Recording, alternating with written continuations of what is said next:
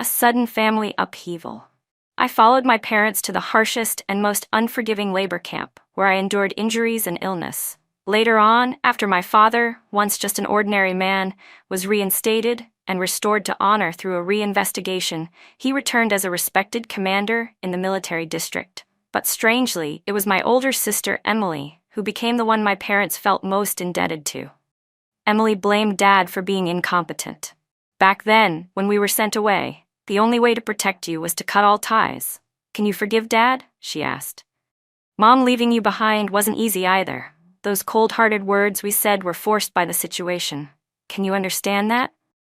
But over the 15 years I spent in the countryside, I, once the pampered daughter of a military district chief, transformed into a worn-down, hardened rural woman.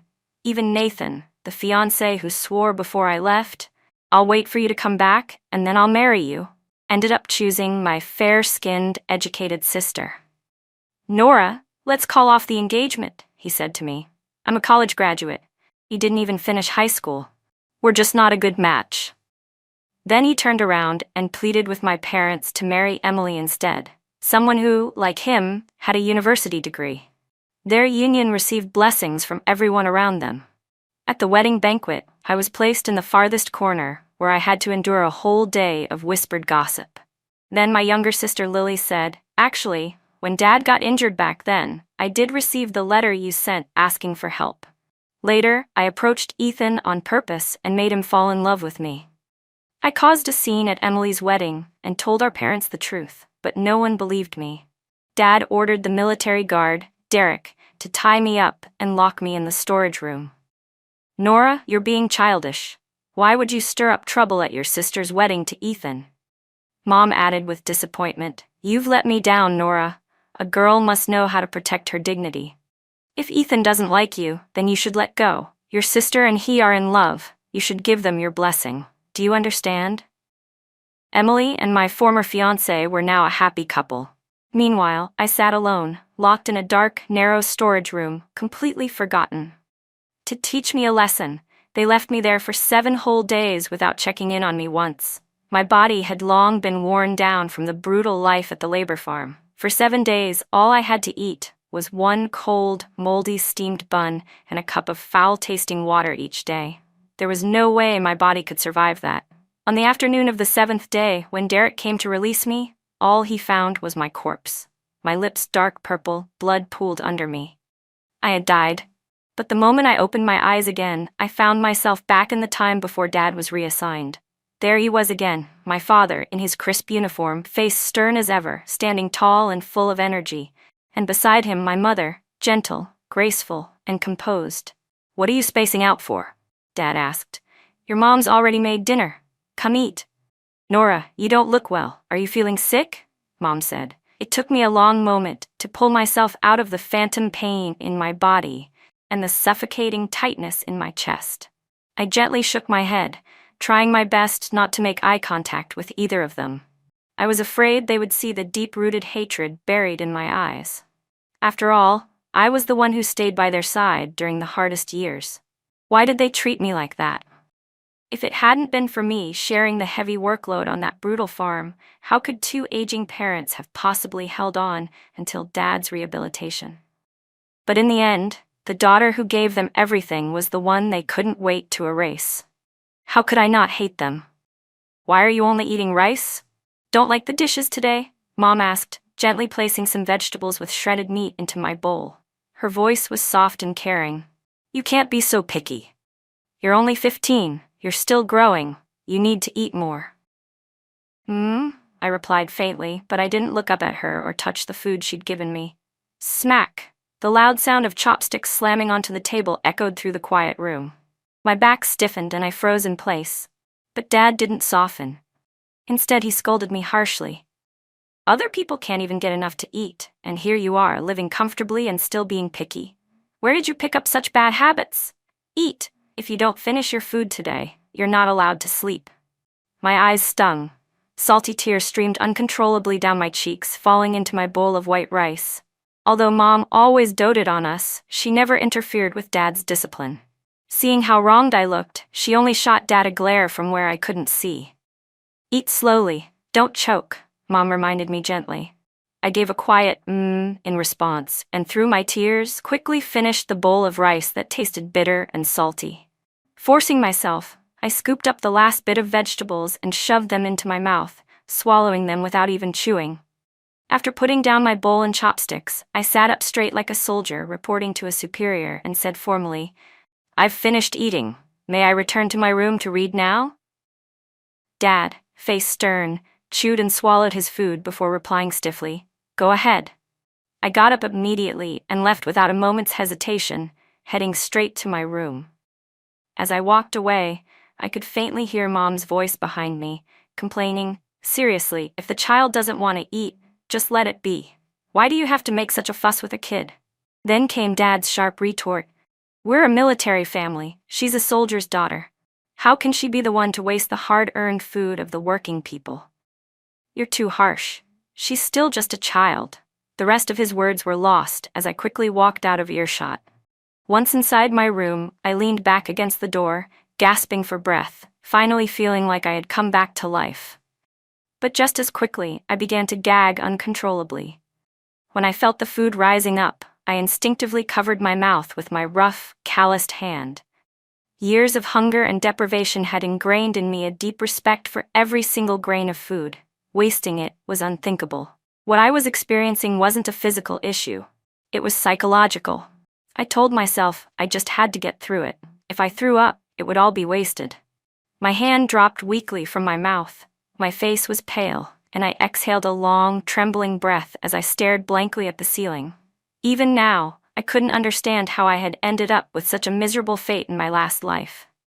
Tears fell silently from the corners of my eyes. I slowly slid down the door and sat on the cold cement floor, burying my head into my knees as I sobbed softly. It was a long time before I stopped crying. I wiped my tears, pushed myself up from the ground with numb, aching legs, and limped over to the desk. My hands shaking, I picked up the desk calendar. I'd always had a habit since childhood. Every day, I would cross off the date on the calendar. It turned out to be useful now when I could barely tell what day or year it was. July 26, 1970. Good. There was still 1 week left before my parents were reassigned. 4 days before they'd receive the notice. That was enough time for me to get ready. As for reading, my parents were about to be sent away. No amount of reading would change what was coming or be useful anytime soon. There was no need to rush. I casually stuffed the book into my backpack, slung it over my shoulder, and walked out. "Mom, I'm going to study with Lily," I said. "Okay, come back early," she replied. Lily was my classmate, and her house was close to ours. We got along well, and I often visited her. My mom knew this, so she wasn't worried. Lily's cousin worked at the neighborhood committee and was in charge of the placement of educated youth into the countryside. At this point in time, most families were reluctant to send their kids to the countryside, which made her job extremely difficult. Since I had already graduated from junior high, I met the requirements for rural assignment. I had decided to apply voluntarily. "You're really going to apply to go be an educated youth in the countryside, Nora?" Lily asked, surprised. "This isn't a joke. Once it's processed, there's no going back." "I'm sure," I said. "Right now, the country needs young people with knowledge and skills to go help build up the rural areas. We should answer that call. Could you ask your cousin to help me? I want it done within 3 days." "Wow, Nora, your sense of duty is something else." "Sure, I'll ask. My cousin's been worried lately because there aren't enough volunteers and the deadline's coming up fast. You volunteering? She could get it done by tomorrow, not just in 3 days." "Thanks, tomorrow will be great." I hesitated, then added, "There's one more thing I need your help with." As I spoke, I opened my backpack, glanced sneakily toward the door, then carefully pulled out a small bag of candy I had been saving for myself. I gently placed it all into Lily's hands. "Please don't tell my parents about this," I said. "I want to give them a surprise." "You know how much my dad loves the party and this country," I said. "If he knew his daughter had such a strong sense of purpose, he'd definitely be proud." Lily looked at the candy in her hands with surprise. In a time like this, when supplies were so scarce, even getting this small bag of candy wasn't easy, and with more than one child in her family, she'd never known this kind of luxury. She touched the bag again and again, opened the paper wrapper, and took out one piece to tuck into her shirt. Then, though clearly reluctant, she handed the rest back to me. "It's no problem," she said. "This kind of thing just takes a word. You didn't have to give me all this. One piece is enough." I smiled. I wasn't really a 16-year-old kid anymore. Not in my heart. I'd long outgrown the age of craving candy. Quickly and naturally, I stuffed the bag of candy into her pocket and held her hand over it so she couldn't pull it out. I pretended to be annoyed. "If you still consider me a friend, then keep it. My sister's away at college, so I'm the only kid at home now. I have more than enough. Don't be polite with me." Lily knew as well as I did that my situation wasn't as great as I made it sound. My dad cared too much about his reputation. He believed a soldier's child should learn to endure hardship. That candy had been bought secretly by my mom, without telling him. She stared at me for a while, making sure I wouldn't take the candy back, then finally agreed. "Okay, I'll hold on to it. If you want any, just come find me." I shook my head. "I know your younger siblings love going through your stuff. If you don't want them to get lucky, you'd better eat it quickly." Lily and I were similar in many ways. We were both the overlooked children in our families. That was one of the reasons we got along so well. In my case, it was because my sister Emily was too exceptional. In my parents' eyes, there was no room for me when she was around. For Lily, it was because she was the eldest daughter. The adults naturally expected her to help take care of her younger siblings and handle some of the chores. The next morning, right after breakfast, I went to Lily's house. She was already waiting for me at the door. "You came at the perfect time," she said. "Let's head out now. My cousin should already be at work." Okay. Once we left the courtyard and reached a more secluded path, Lily carefully pulled a slightly melted piece of candy from her shirt and handed it to me. I took it, and seeing that she wasn't planning to take any for herself, I didn't rush to eat mine either. "Just one?" I asked. "What about yours?" There was a fleeting shadow across Lily's face, but she quickly forced a smile. "I already had one. This one's for you." I could tell she wasn't being honest. Without another word, I shoved the candy into her mouth. "Oof. I really did have one," she mumbled, trying to speak around it. She looked down at her hand, as if wondering whether she could spit it out and still have me take it back. I looked at her seriously. "Don't even think about spitting it out. I'm not eating your chewed-up candy." When she gave up on the idea, I reached for her hand and rolled up her sleeve. Just as I feared, there were fresh bruises, faint but obvious marks from being hit. I recognized them instantly. They were from a feather duster, the kind her mom always used. My nose stung, and tears almost spilled from my eyes. "I'm sorry. I didn't think this through. It's my fault you got hit." Lily quickly pulled my hand down and rolled her sleeve back down to hide the bruises. "Nora, this isn't your fault. I should have listened to you and not hidden the candy. My little siblings found it. That's all. Don't be upset. It really doesn't hurt. I'm used to it." I remembered what I'd learned in my last life after my father was rehabilitated, and we returned to the city. It hit me hard. Even though Lily had stayed in the city, her family hadn't let her continue school. They made her start working right away to help with expenses. The year before my parents and I came back, Lily's younger brother was getting married. To scrape together the dowry, her family married her off to a butcher. He was a violent man with a bad temper who regularly beat his wife. When Lily was 6 months pregnant, he beat her so badly she lost the baby. By the time she was taken to the hospital, it was already too late. I grabbed Lily's hand and said, using the firmest tone I'd ever spoken in my life, "Lily, come to the countryside with me. Ask your cousin to assign us to the same location. From now on, we'll be real sisters." For a brief moment, her eyes lit up, but the brightness faded just as quickly. "I can't," she said. "My parents won't agree. If I leave, my mom won't be able to handle all the housework alone, and there'll be no one to watch my younger siblings." I gently turned her face to look at me and spoke slowly, deliberately. "Lily, you're still just a kid too. Not much older than your little brother and sister. Think about it. Weren't you already doing your own laundry and helping your mom with chores when you were their age? Even if you're not around, they're old enough now to take care of themselves. You need to give them the chance to grow. The same chance you had to help your mom and share her burden. Or, are you planning to support them for the rest of your life? Lily looked like she was thinking it over, then shook her head repeatedly, so hard her ponytail blurred. No, I'm going to get married one day and take care of my own family. I'll take care of mom and dad in their old age, but I can't be responsible for my siblings forever. As soon as she said it, she glanced nervously back the way we came, like she was worried someone might have overheard her. I placed a steadying hand on her shoulder. Don't worry, I said. I've been watching. We're alone.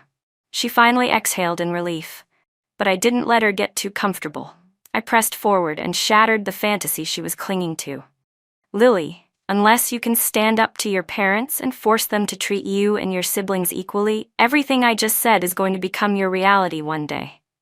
No, she insisted. My parents love me. My little brother and sister are just too young right now. I never liked forcing people. I wasn't the type to pressure a friend either. Everyone has to be responsible for their own decisions. If someone doesn't want to change their fate, I can't change it for them. If I interfere too much, we wouldn't even be able to stay friends in the end. Because we were relatives, Lily took me straight to her cousin's office. Hey, isn't this Lily? Her cousin greeted us warmly. Come in. Grab a seat, no need to be shy. Lily didn't bother with small talk. I came because I need a favor. What's going on? Your parents didn't come with you? Lily stepped aside and pushed me forward. This is my classmate. She just graduated junior high and wants to apply to go to the countryside. Didn't you just say not long ago that you didn't have enough people to fill the quota? She's perfect. Her cousin immediately perked up. The tired lines on her face vanished in an instant, and she looked years younger. Come, sit, young lady. I'll get you a glass of water. Let's talk. Just like Lily had said, her cousin really had been stressed about not meeting the recruitment target for youth volunteers. The office was nearly empty. Everyone else was out doing outreach. It was her turn to stay behind and man the front desk today. While I was filling out the application form, Lily explained that my request needed to remain confidential. Her cousin looked a bit hesitant. Sweetie, what if your parents don't agree?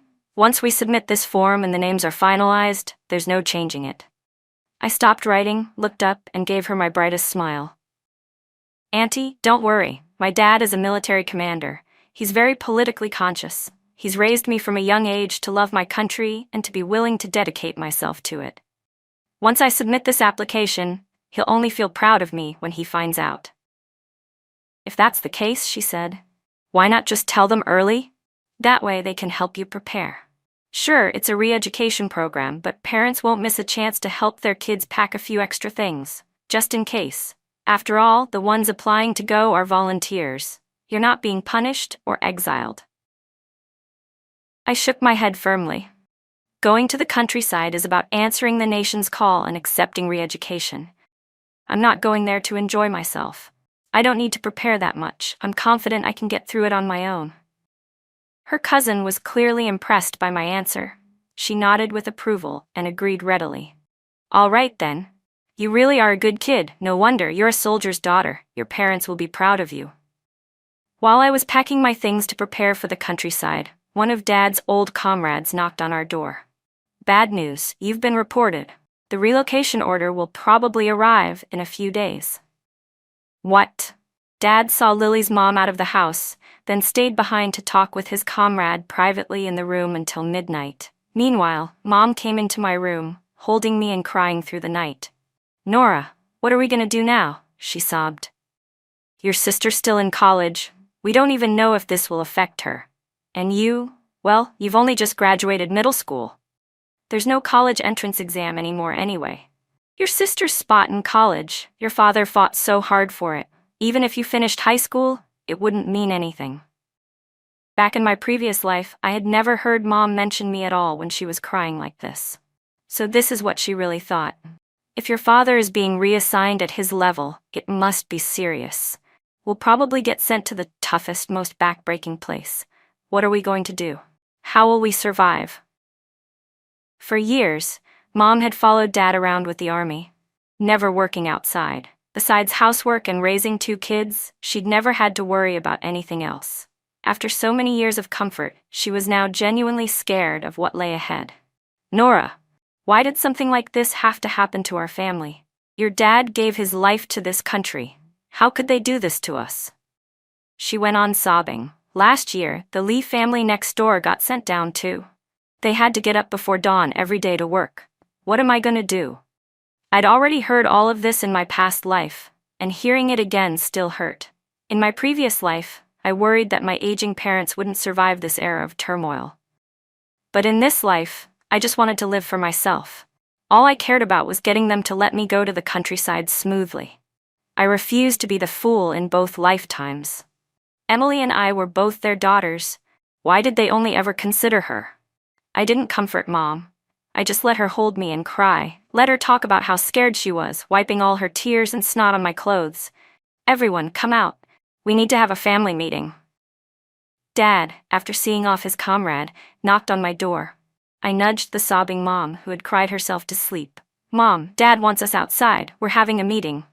For the first time, all four of us sat in the main hall at midnight. The room was drafty and cold, the night air cutting through us, and my heart sank lower and lower. As for Nora, Dad said, I'll try everything tomorrow to pull strings and make a final push. The exact same opening line as in my previous life, but my mindset had completely changed. Back then, I still looked up to him as a soldier, a protector. But that illusion shattered the moment he showed clear favoritism between Emily and me. With the memory of an entire previous life, I knew perfectly well that this reassignment was inevitable. No amount of connections would change that. His eventual reinstatement had only happened because national policy changed, and some of his old superiors stepped in to help. I lowered my eyes, staring at the table surface, pretending to listen seriously, hiding the complicated resentment in my gaze. Now it's about you and your sister, Dad continued. If she drops out of college, we'll lose our last hope of rising again. That's why I've decided to formally publish a notice to sever our family relationship with her. That way, our situation won't affect her future. Mom chimed in supportively. That's right. Emily is our best hope. We can't let her be dragged down by this. Dad turned and looked directly at me. Nora. I lifted my head to meet his eyes, tears I'd carefully prepared already welling in mine. My lips trembled as I put on a sorrowful expression. For a moment, his strict and hardened look softened, but only briefly. Then he went right back to his stern self. Your mom and I are getting old. If something happens to us later, we don't want to be alone with no children around. Since you've graduated from middle school, if the reassignment becomes official, I'll apply to have you go with us. Mom's delicate, tearful voice followed. Honey, is that really a good idea? Nora's not even 16 yet. If she goes with us, won't it be too much for her? She said it like a protest, but I could clearly see the hope in her eyes. In my previous life, it was exactly because I saw that expectation, combined with their calculated routine of one playing the strict parent and one playing the soft-hearted, that I gave in. I was just a kid. How could I have possibly refused? But now, the Nora sitting before them wasn't the same naive girl who had once depended on her parents for everything, and the ones who ruined everything were my own parents. I blinked, and the tears in my eyes slipped free like pearls from a broken string. One after another, they rolled down my pale, frozen cheeks and dropped off my chin. Thanks to Emily's first-hand instruction after we returned in my previous life, I had learned exactly how to cry in a way that would draw the most pity from our parents. I knew the angle my face needed to make with the ceiling light, so that the tears gliding down my cheeks would catch the light and reflect it just right, enough to hit them straight in the heart. Dad, Mom. I saw it clearly. Dad's stern face softened for a second, but then he quickly hardened again. She's still so young, and a girl too, he said firmly. How can I feel safe letting her go out there alone? Nora, you're a soldier's daughter. You have to develop the same discipline and spirit as a soldier. You can't be afraid of hardship or pain. Understand? That was the first time I realized how hollow Dad's so-called lessons really were.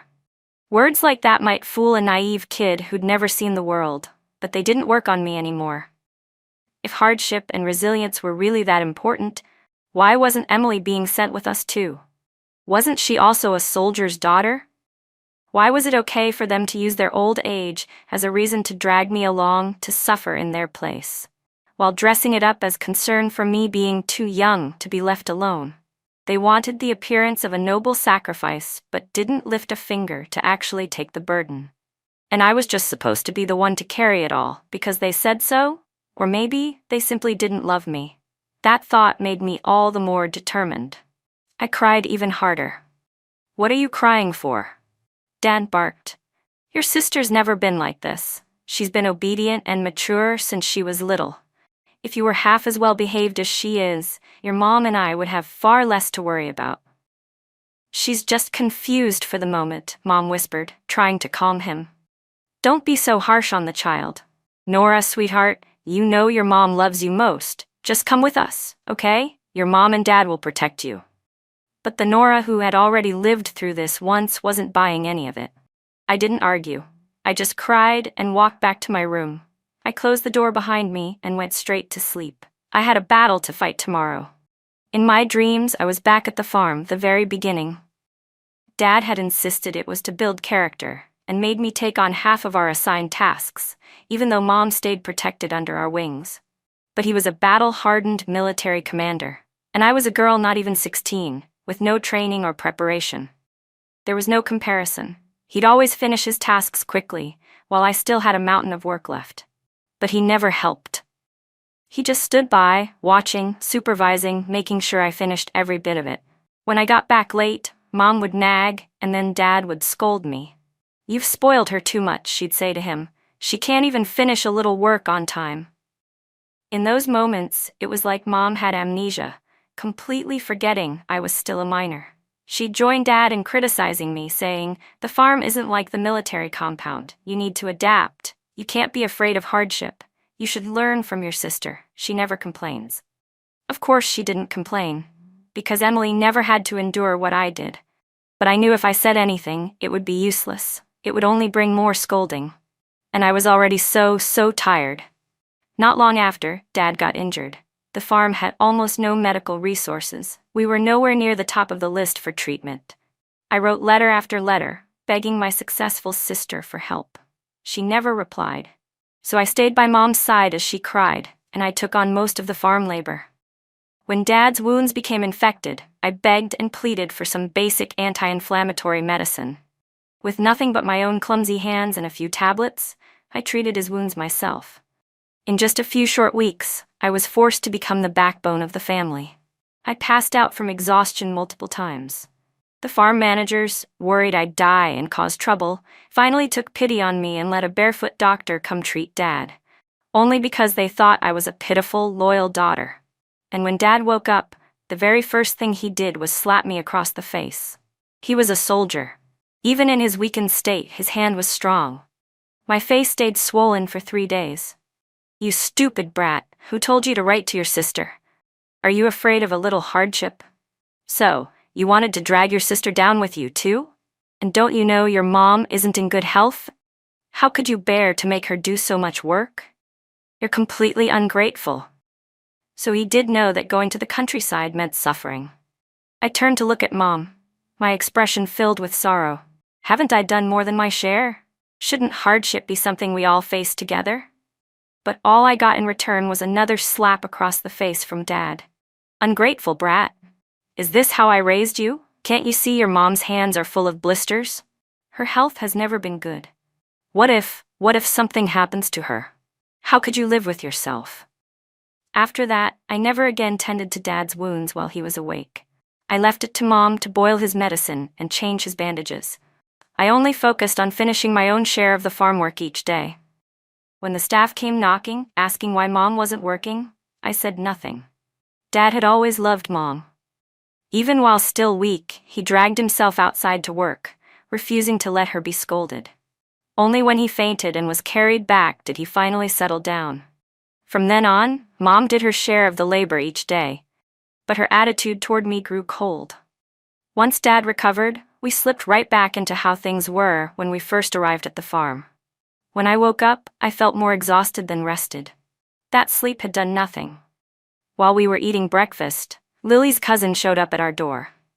"Commander Lee," she said formally. I'm here to inform you that your daughter has been selected for the next batch of youth going to the countryside. She's scheduled to leave in 2 days. You've raised a wonderful daughter." Dad's face and tone darkened instantly. The change was obvious enough that Lily's cousin unconsciously stepped back several paces, her smile faltering. "What, you're not happy about it? She's answering the call of the country. She has awareness and dedication. She's a good kid. If you don't support this, are you saying the national policy is flawed?" Dad, already on edge from everything going on, would never allow such a political accusation to fall on him. He quickly reined in his intimidating demeanor. His voice, now awkwardly caught between stern and soft, came out sounding stiff and forced. No, it's a good thing that she has this kind of sense of duty. I'm very proud. How could I not be?" Only then did Lily's cousin smile again. "That's more like it. You've truly raised her well. Even now, there are still many who don't understand policy. Just the other day, we couldn't get anyone to volunteer." Dad's face darkened again. Mom also looked at me with silent reproach in her eyes. I quickly got up and stood in front of Lily's cousin. "Auntie, aside from informing me of my departure date, is there anything else?" Seeing my eyes glance toward the bag in her hand, she suddenly remembered. "Ah, right. Since she's being sent to the countryside, we need her parents' signatures."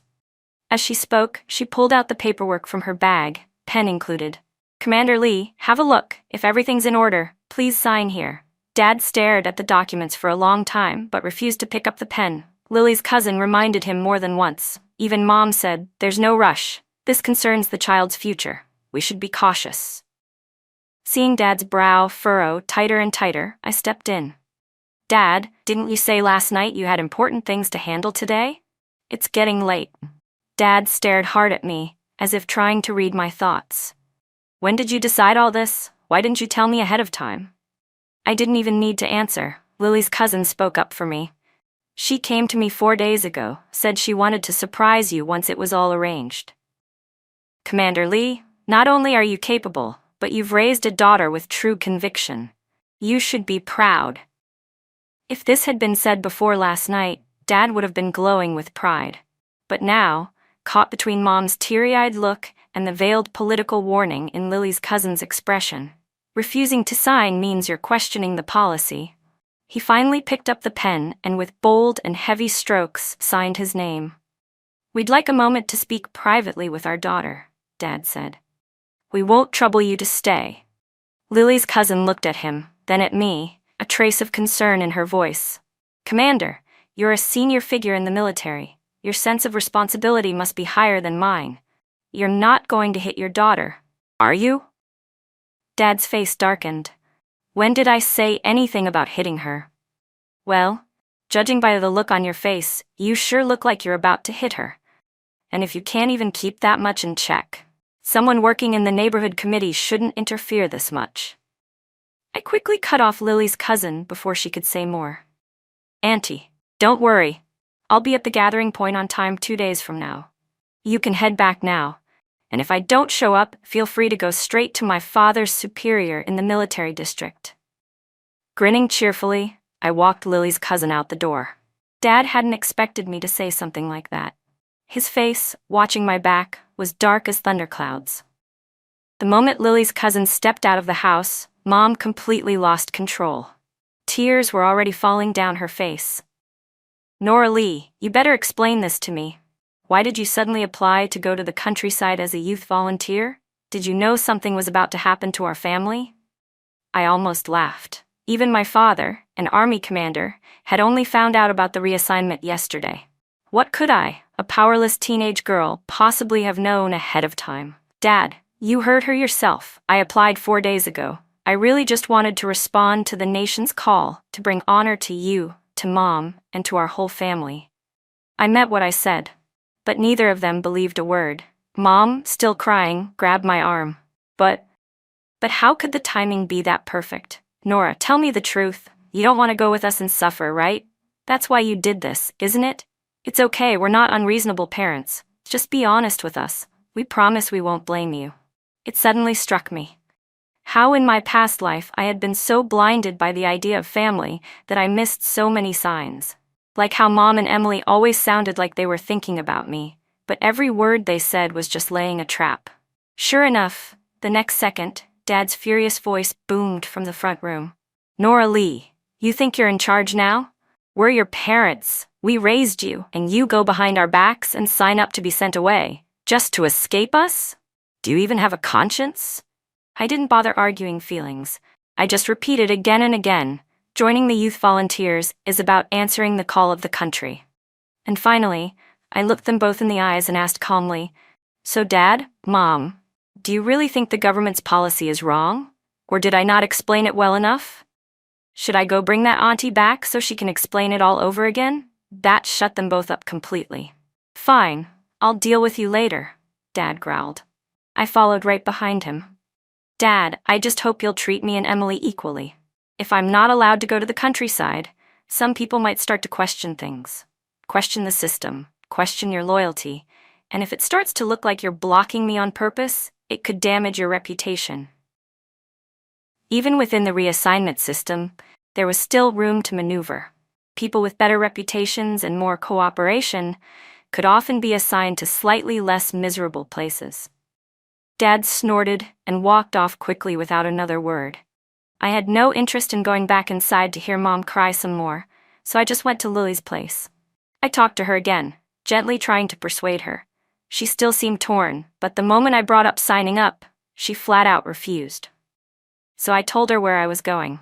"If things get too hard for you, write to me. If you can't stand it anymore, sign up and come to the countryside too. Trust me, if you can't change your situation, this is the only way out.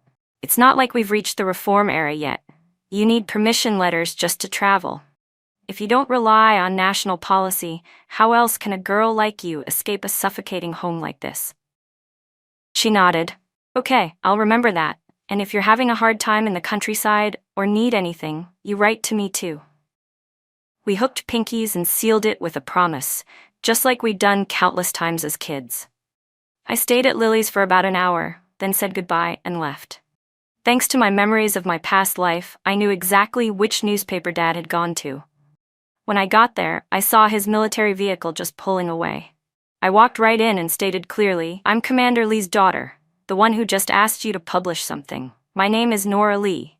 My father asked me to come revise the statement." "But Commander Lee just left," the staffer said. "How do I know you're not making this up?" "I'm not lying," I said simply. I had plenty of ways to convince him, and soon enough, I did. Before lunchtime, I successfully revised the statement Dad had submitted. What was originally meant to be a notice of severed ties with just my sister now read, a formal declaration of cutting ties with both daughters. By the time Dad saw it, it was too late. The paper had already gone to print. And just like that, nothing could stop me from leaving with the youth volunteer group. Because I had applied to go of my own free will. When my placement was assigned, Dad hadn't been implicated yet, so the location I was sent to was relatively well off. The villagers weren't too difficult to get along with. I stayed at the youth settlement for 2 years, almost exactly the same time frame as in my previous life, when I received word that Dad had been injured. Since we had already publicly severed ties, their reassignment farm naturally had no reason to send the news to me. I don't know what kind of connections or means Mom used, but she managed to send me 3 letters in a row. I handed them in immediately. Comrade Lee and his wife formally severed ties with me via newspaper notice 2 years ago. I don't know how these letters even reached me. Some people whispered behind my back, calling me cold-hearted, but more of them supported what I did. Anyone with a shred of reason could see that my parents had been exiled due to political mistakes. Even if I wanted to do something to help, not even high-ranking officials in the city dared intervene. What could a mere youth volunteer like me possibly do?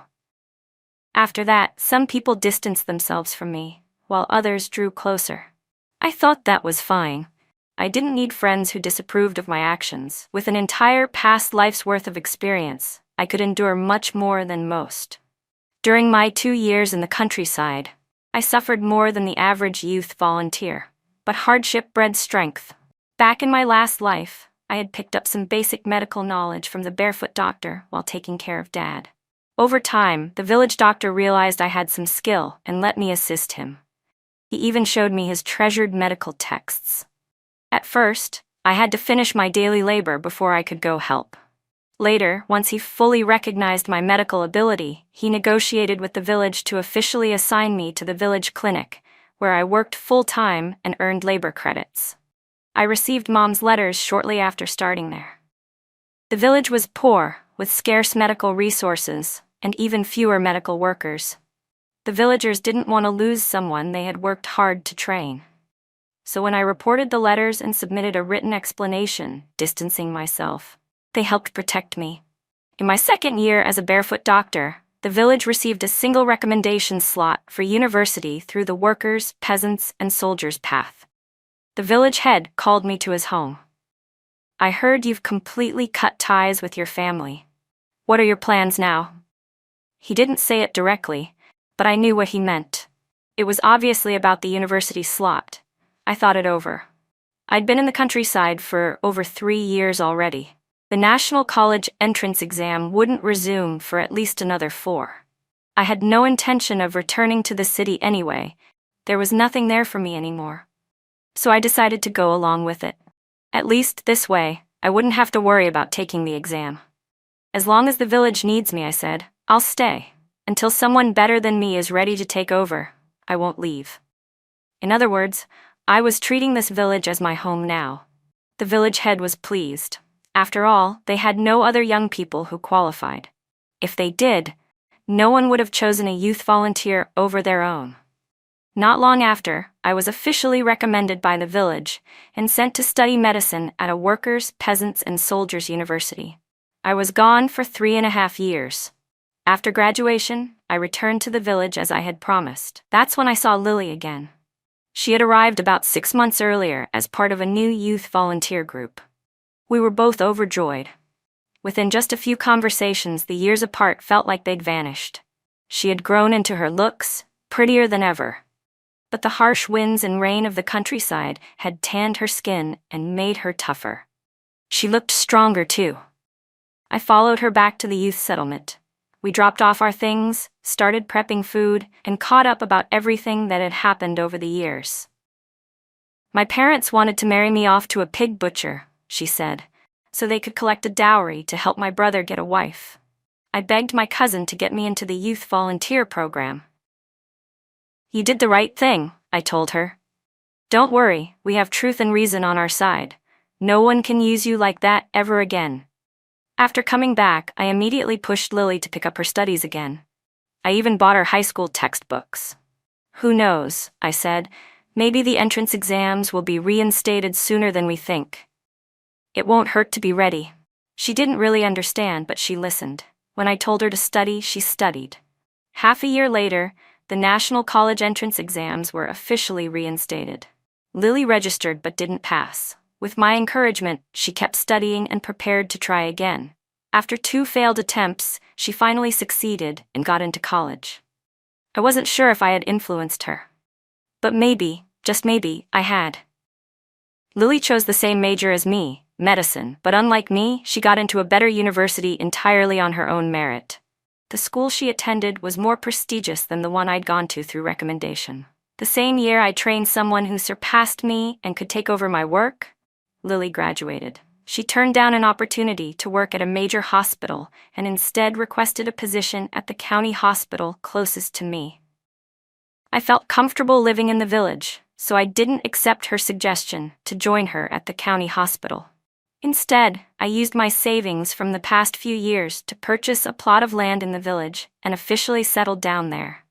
It was 1985, the year I had died in my previous life. Also, the year our parents were politically rehabilitated and my sister Emily was spoiled beyond belief. That year, 2 unexpected guests arrived in the village. It was Emily, who in my previous life lived like a princess, and Ethan, the charming and scholarly fiancé I once had. I stared at the 2 figures standing at the edge of the village. They were disheveled, their hair a mess, their skin dark and weathered, even more ragged than the local villagers. For a moment, I was stunned. The moment Emily saw me, she became emotional. "Nora, Mom and Dad are dead. It shouldn't have turned out this way." Why didn't you go with them when they were reassigned? If you had gone too, then I would have been the one to return as the daughter of a restored commander, admired by all. Why is everything so different now? I stood firm, saying nothing. I didn't flinch when Emily lunged forward, her fingernails scratching my hands, neck, and face. The exposed skin stung with cuts. So she'd recovered memories of our past life too. Emily, calm down, Ethan said. We came here to talk to Nora about the rehabilitation effort, didn't we? I'm sorry, Nora. Emily's been through a lot these years on the farm. Her emotions are unstable. From Ethan's explanation, I learned about their life since I'd left. When I handed over the letters in my past life, Emily, my full-blooded sister, was inevitably investigated too. They searched her place and found letters she hadn't had time to destroy. As a result, she ended up joining our parents at the labor farm. She never got to finish her college degree. When Ethan found out, he defied his family and dropped out of school to go live with Emily at the farm. I had never known, not in my past or current life, that Ethan had chosen her so early. He had betrayed me even before I realized it. But even so, Dad died the second year they were there, from a festering wound that never healed. Mom couldn't bear the loss or the back-breaking labor of the farm, and 3 months after Dad's death, she took her own life. When I heard my parents had passed away, I didn't invite Emily and Ethan inside my little cottage. I said coldly, "They're already gone. What's the point of talking about rehabilitation now? You've seen it yourself. I'm just a barefoot village doctor. I didn't have the skills to help my father, a military commander, be cleared. You've come to the wrong person." Ethan held Emily back to keep her from breaking down, but the way he looked at me was full of disappointment. "Nora, you've changed. You didn't used to be this selfish and cold. You used to be so passionate, kind, and sincere. That version of me died a long time ago, killed by both of them. I owed no one anything anymore, not even my parents. Don't pretend they wanted anything noble. What they really wanted was compensation for years of being sent down, and the glamour of once again being associated with the daughter of a military commander. They wanted me to help, but couldn't even be honest about it. Even if my brain were filled with seawater, I still wouldn't be foolish enough to agree. I turned and walked away. That night, the villagers brought Emily, weak, unwell, and clearly mentally unstable, to my door. I didn't let her inside. I told them, "Call the police. Her husband abandoned her while she's suffering from mental illness. That's illegal." Ethan was eventually held accountable and had no choice but to take her back. A year later, he returned alone. "Nora, your sister is dead." I only paused slightly. I didn't feel the least bit sad. I had already noticed when she came last time that her health was deteriorating badly, beyond just her mental state.